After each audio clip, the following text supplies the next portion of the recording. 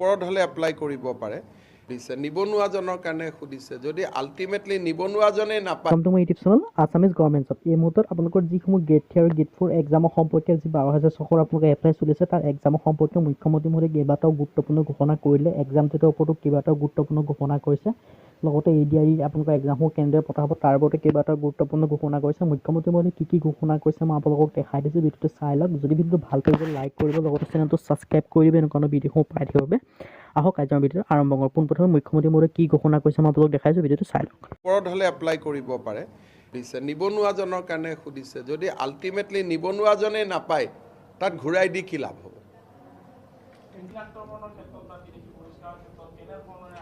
এতিয়া আগটো বঢ়াৰ কাৰণে প্ৰথমটো এনআৰচি খনে প্ৰতিবন্ধকতা না এতিয়া ধৰিব গ'লেই কৈ দিয়ে মোৰ নাম এনআৰচিত আছে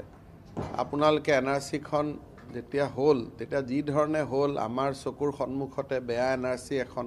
হৈ গ'ল এটা তাৰ পৰা কেনেকৈ ওলাব পাৰোঁ তাৰ কাৰণে বিভিন্ন গৱেষণা চলি আছে দেখা যাওক পইচাটো ৰিটাৰ্ণ সেইকাৰণে এইবাৰ আমি পইচা লোৱা নাই যোৱাবাৰ আমি যিখিনি ঘূৰাই দিয়া কথা আছিল পিছত মই গম পালোঁ যে তেওঁলোকে কম্পিউটাৰ ষ্টেচনৰ পৰা পইচাটো দি দিয়ে গতিকে মই যদি ঘূৰাই দিওঁ সেই গাঁৱৰ যিবিলাক বা নগৰৰ যিবিলাক কি কয় CSCৰ একাউণ্টতহে পইচাটো জমা হ'ব ল'ৰাবিলাকে নাপাব কাৰণ ল'ৰাবিলাকে নিজৰ পৰা জমা নিদিয়ে বেলেগৰ মোবাইলৰ পৰা দি পঠাই দিছে সেইকাৰণে এইবাৰ আমি কি কৰিছোঁ টকাটো ঘূৰাই দিয়া নিদিয়াৰ কাৰণে এইবাৰ আমি কোনো ফিজ লোৱা নাই এটা ঘূৰাই কাক দিব লাগিব কথাটো হ'ল যে চবেই মোক কৈছে ফেচবুক হোৱাটছআপত কৈছে দাদা পইচাটো দি আমিতো নাপাওঁ যদি এটা ঘূৰাই দিব পৰা মানুহজন থাকে ঘূৰাই দিব পাৰি বাতিলো নহয় এইটোকে চিন্তা কৰি আছোঁ যে কেনেকৈ কি কৰিব পাৰি কাৰণ মই কম্পিউটাৰ অপাৰেটৰ কেইজনক পইচাটো ঘূৰাই দিলে কি লাভ হ'ব একোজনে 2-5 লাখ টকাৰ ধনী হৈ যাব ৰাতিৰ ভিতৰতে কাৰণ চব তেওঁলোকৰ ফোনৰ পৰা পইচাবোৰ দিছে গতিকে সেইকাৰণে চিন্তা কৰিব লাগিব যে কেনেকৈ কি কৰিব পাৰি তো অকণমান পইচা 6-7 কোটি টকা দি দিব পাৰি কিন্তু ল'ৰাজনে যদি নাপায়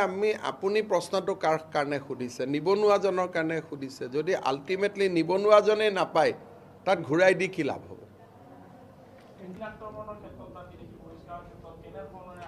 এতিয়া আগটো বঢ়াৰ কাৰণে প্ৰথমটো এনআৰচি খনে প্ৰতিবন্ধকতা না এতিয়া ধৰিব গ'লেই কৈ দিয়ে মোৰ নাম এনআৰচিত আছে আপোনালোকে এনআৰচি খন যেতিয়া হ'ল তেতিয়া যি ধৰণে হ'ল আমাৰ চকুৰ সন্মুখতে বেয়া এনআৰচি এখন হৈ গ'ল এতিয়া তাৰ পৰা কেনেকৈ ওলাব পাৰোঁ তাৰ কাৰণে বিভিন্ন গৱেষণা চলি আছে দেখা যাওক ইলেকশ্যন হ'ব আমি জিকিম ইমানেই আৰু বেলেগ আৰু কি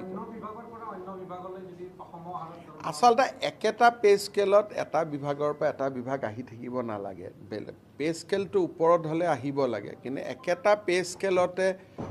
আজি এটা ডিপাৰ্টমেণ্ট এবছৰ কাম কৰিলোঁ এখনেই গভৰ্ণমেণ্ট গতিকে ইয়াৰ ওপৰত আমি এমেণ্ডমেণ্ট এটা আনিম পে স্কেল ওপৰত হ'লে এপ্লাই কৰিব পাৰে সেম পে স্কেলত মানুহে এটা ডিপাৰ্টমেণ্টৰ পৰা এটা ডিপাৰ্টমেণ্ট গৈ থাকিলে আমি খালি পৰীক্ষাই পাতি থাকিব লাগিব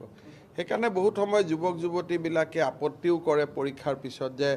চৰকাৰে নিযুক্তি দিছে কিন্তু পোৱাখিনিয়ে পাই আছে তা মেৰিট থাকিলেওতো তাৰ উপায়ো নাই সেইকাৰণে আমি এটা আইন আনিব লাগিব যে একেটা পে স্কেলত যাতে বগাই থাকিব নোৱাৰে সকলো বিভাগৰ ক্ষেত্ৰতে কৰিব লাগিব নহ'লে কি হয় বাৰে বাৰে বিজ্ঞাপন দি থাকিব লাগে বহুত টকা পইচা চৰকাৰৰ খৰচ হৈ যায়